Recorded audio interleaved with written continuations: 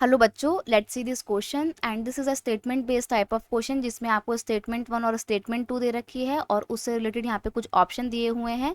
तो आपको ये सही, जो स्टेटमेंट आपका सही है वो आपको मार्क, मतलब जो आपका स्टेटमेंट सही है उसके अकॉर्डिंग आपको आपके ऑप्शन को मार्क करना है।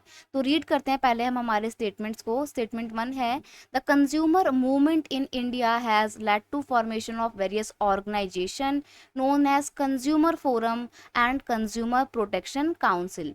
देखो, भारत में जो कंज्यूमर मूवमेंट हुए थे उसका ही परिणाम था कि आगे जाके भारत में बहुत सारे consumer forum and consumer protection council बनाए गए। ये बिल्कुल सही है। भारत में कंज्यूमर मूवमेंट होते हैं, फिर गवर्नमेंट 1986 में कंज्यूमर प्रोटेक्शन एक्ट लाती है और उस एक्ट के बाद फिर गवर्नमेंट क्या करती है, consumer forum and consumer protection council establish करती है। अलग अलग लेवल पे कंज्यूमर कोड बनाए जाते हैं जो कंज्यूमर से रिलेटेड इश्यूज को डील करते हैं। ठीक है। स्टेटमेंट टू है आपकी, the consumer movement arose out of dissatisfaction of the consumers as many fair practices were being indulged in by the seller. Consumer movement क्यों हुए थे? क्योंकि कंज्यूमर डिससेटिस्फैक्शन की वजह से कंज्यूमर मूवमेंट अरोज हुए थे, आए थे। As many fair practices were being indulge in by the seller. क्यों? क्योंकि सेलर ना बहुत सारी फेयर प्रैक्टिसेस में इंडल्ज थे।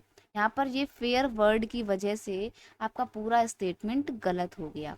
क्योंकि अगर आपके सेलर फेयर प्रैक्टिसेस में इंडल्ज हैं, वो अच्छा काम कर रहे हैं, तो फिर कंज्यूमर के अंदर डिससेटिस्फेक्शन आएगा ही क्यों? नहीं आएगा। तो यहाँ पर तो ये आपकी स्टेटमेंट ही गलत हो गई।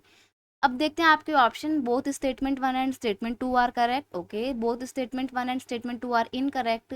सी ऑप्शन है statement one is correct and statement two is incorrect. और डी ऑप्शन है statement one is incorrect and statement two is correct. यहाँ पर हम देख रहे हैं कि हमारा ये वाला स्टेटमेंट तो बिल्कुल सही है, लेकिन जो ये वाला स्टेटमेंट है वो बिल्कुल ही गलत है। तो हम कह सकते हैं statement one is correct and statement two is incorrect.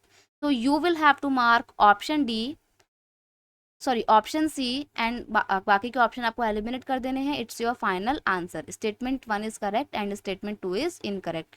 Option C is your final answer. I hope you understood it well. Best of luck.